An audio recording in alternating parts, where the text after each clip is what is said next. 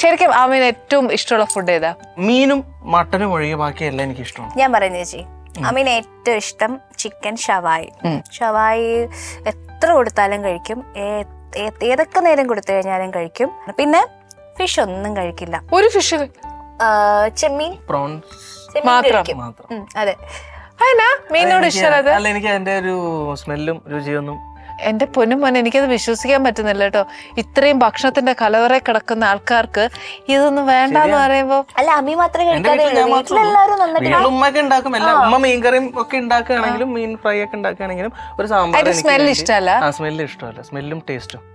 Mutton വലിയ താല്പര്യമില്ല, പക്ഷെ എന്നാലും കൊടുത്താൽ കഴിക്കും. പിന്നെ മീൻ കൊടുത്താലും കഴിക്കും. അതായത് ഒന്നും വേണ്ട അങ്ങനെയൊന്നും നിർബന്ധമില്ല. അതെ, അതായത് ഞാൻ ഇവിടെ വന്നു, ചേച്ചി മീനാണ് ഇവിടെ ഉണ്ടാക്കി വെച്ചത്, വേറെ ഒന്നുമില്ല, അപ്പൊ സ്വാഭാവികമായിട്ട് ഞാൻ അങ്ങനെ ചെയ്യുകയല്ല.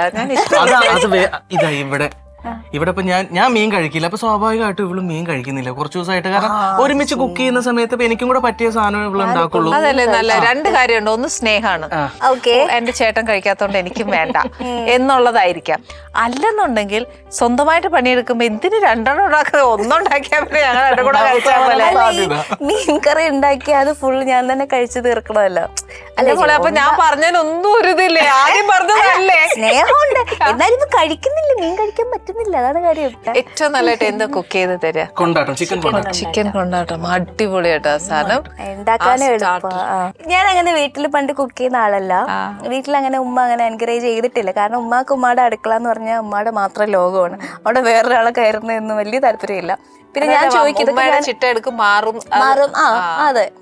പിന്നെ ചോദിക്കുമ്പോൾ പറയും അതൊക്കെ നീ പഠിച്ചോളും, അത് നീ മേ ബി കല്യാണമൊക്കെ കഴിയുമ്പോഴോ അല്ലെങ്കിൽ നീ ഒറ്റയ്ക്ക് താമസിക്കുമ്പോഴോ നിൽക്കുമ്പോഴൊക്കെ നീ പഠിച്ചോളും എന്ന് പറഞ്ഞു. അങ്ങനെ ഞാൻ വീട്ടിൽ നിൽക്കുമ്പോൾ അങ്ങനെ ഒന്നും കയറി ഉണ്ടാക്കില്ല. വല്ലപ്പോഴും ഉമ്മ എടുത്ത ആറ്റിറ്റ്യൂഡ് നല്ലതാ. കാര്യം മീൻകറിയൊക്കെ പഠിച്ചിരുന്നെങ്കിൽ വേസ്റ്റ് ആവില്ലായിരുന്നു. സത്യം ചേച്ചി.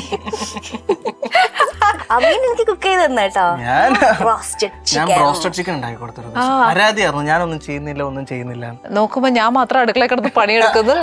അവിടെ ഉമ്മയുടെ സെയിം ഇപ്പൊ ഇവള് ഉമ്മയുടെ കാര്യം പറഞ്ഞില്ല, അടുക്കളയിൽ എനിക്ക് എന്റെ ചിട്ടവട്ടങ്ങളുണ്ട്, ഒന്നും തൊടാൻ സമ്മതിക്കില്ല. അതേ അവസ്ഥ തന്നെയാണ് ഇവിടെ. ഇവളുടെ അടുക്കളയിൽ ഇവൾക്കൊരു പ്ലാൻ ഉണ്ട്.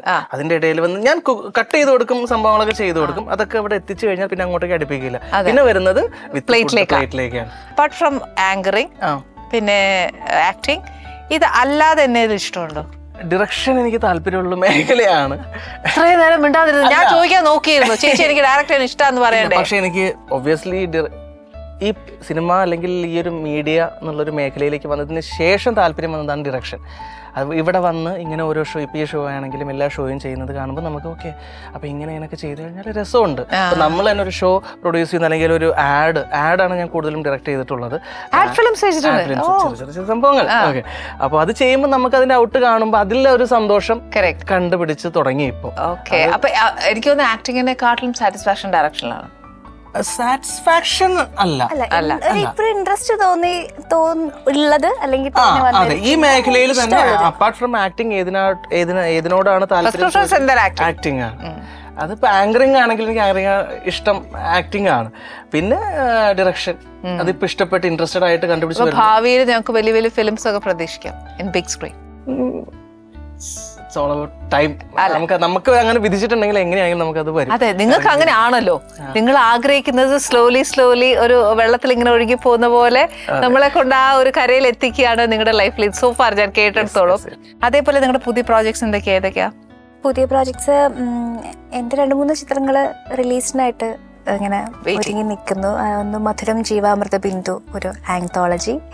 പിന്നെ ധ്യാൻ ശ്രീനിവാസൻ, അപർണ ദാസൊക്കെയുള്ള ഹാപ്പി മാരിഡ് ലൈഫ് എന്നാണ് ഇപ്പം ഇട്ടിരിക്കുന്ന പേര്. ടൈറ്റിൽ അനൗൺസ് ചെയ്തിട്ടില്ല. പിന്നെ അജു വർഗീസ്, ജാഫർ ഇടുക്കി, അവരുടെ ഒരു അമോസ് അലക്സാണ്ടർ എന്നൊരു മൂവി, വേറെയും കുറച്ച് പടങ്ങളൊക്കെ ഉണ്ട്. Very good. പോകുന്നു. അപ്പൊ ഇതൊക്കെ ഞങ്ങൾ ഹിറ്റാക്കി കൊടുക്കും അല്ലേ? ഞങ്ങള് പ്രേക്ഷകര് അല്ലെ, നമ്മൾ കൂടെ നിൽക്കും.